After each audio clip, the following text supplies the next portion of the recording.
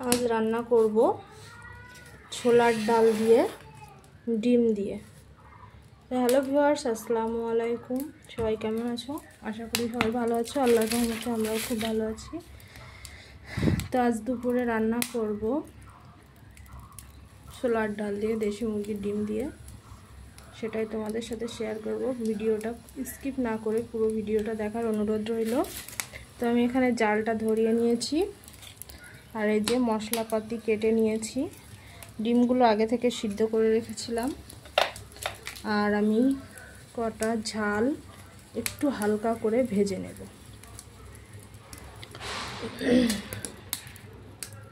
হালকা করে ভেজে নেব ঝালটা।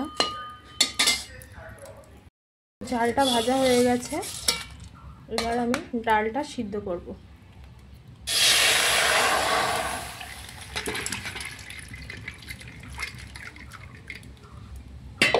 এই যে ডালটা সিদ্ধ করতে দিয়ে দিলাম আর এর মধ্যে বড় বড় করে আলু দিয়ে দিয়েছি। মেধার বাবা বড় আলু না দিলে খেতে চায় না, ওই জন্য বড় বড় করে দিতে হয় আলু, মাংসের মতো করে। ডালটা আমি সিদ্ধ করার জন্য এর মধ্যে দিয়ে দেব লবণ আর একটা কাঁচা ঝাল আমি কুচিয়ে নিয়েছি, সেটাই দিয়ে দেব।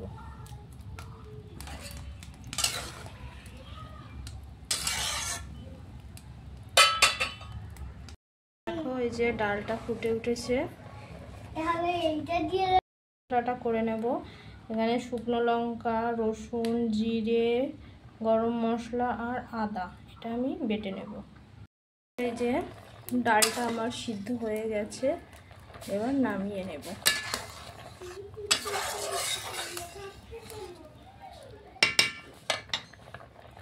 এই যে ডালটা আমি নামিয়ে নিয়েছি, পানি ঝরিয়ে নিয়েছি।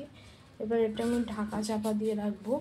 আর এই যে 4টে ডিম, দেশি মুরগির ডিম সিদ্ধ করেছি আর একটা ডিম আমি ভেজে নেব। কড়াইটা আমি ধুয়ে নিয়েছি ভালো করে। এবার এর মধ্যে ডিম ভাজার জন্য তেল দিয়ে দেব।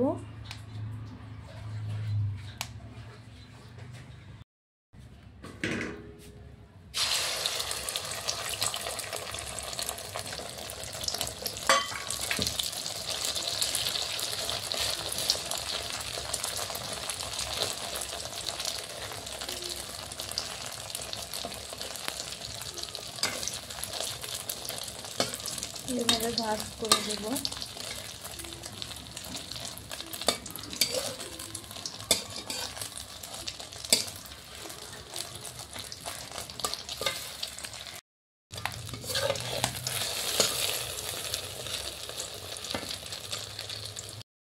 এবার সিদ্ধ ডিমগুলো আমি ভেজে নেব।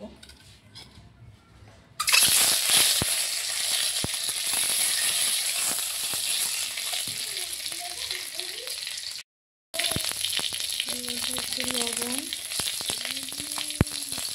হলুদ দিয়ে দিলাম।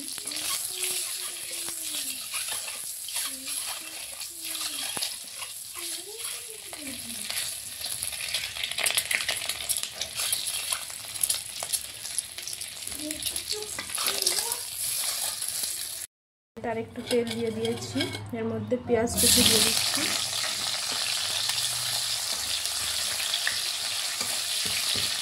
পেঁয়াজটা একটু লাল লাল করে ভেজে নেব। এবার এর মধ্যে তেজপাতা, একটু গোলমরিচ দিয়ে দিলাম। এবার বেটে রাখা মশলাটা দিয়ে দিচ্ছি।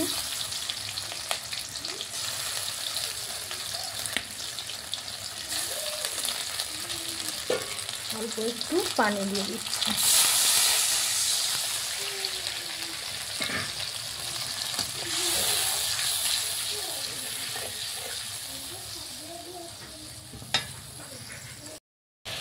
এর মধ্যে দিয়ে দেব লবণ, হলুদ দিয়ে ভালো করে কষিয়ে নেব। যত সময় না তেল ছাড়ে তত সময়। দেখো তেল ছেড়ে দিয়েছে।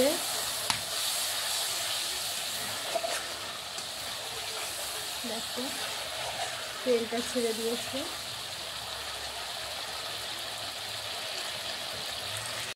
এবার আমি এর মধ্যে সিদ্ধ করে রাখা ডালটা দিয়ে দেবো।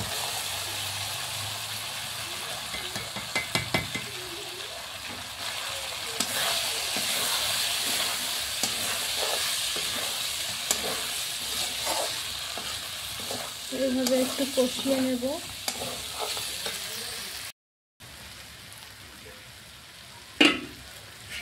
এবার এর মধ্যে অল্প একটু পানি দিয়ে দিচ্ছি।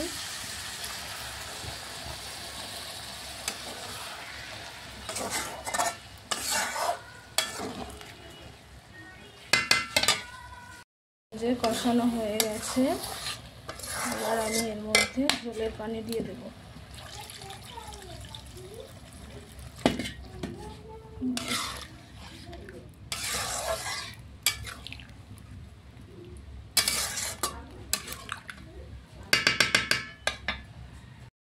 তো ডালটা ফুটে উঠেছে, এবার আমি একে একে ডিমগুলো দিয়ে দেবো।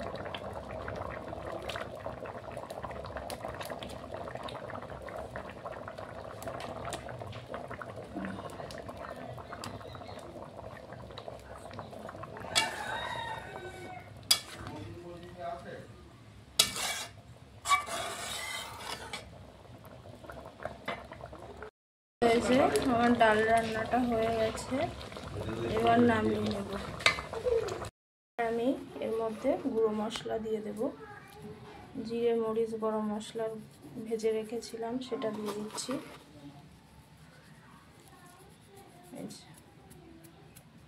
তো আমার ভিডিওটা তোমাদের কেমন লাগলো অবশ্যই কমেন্ট করে জানাবে।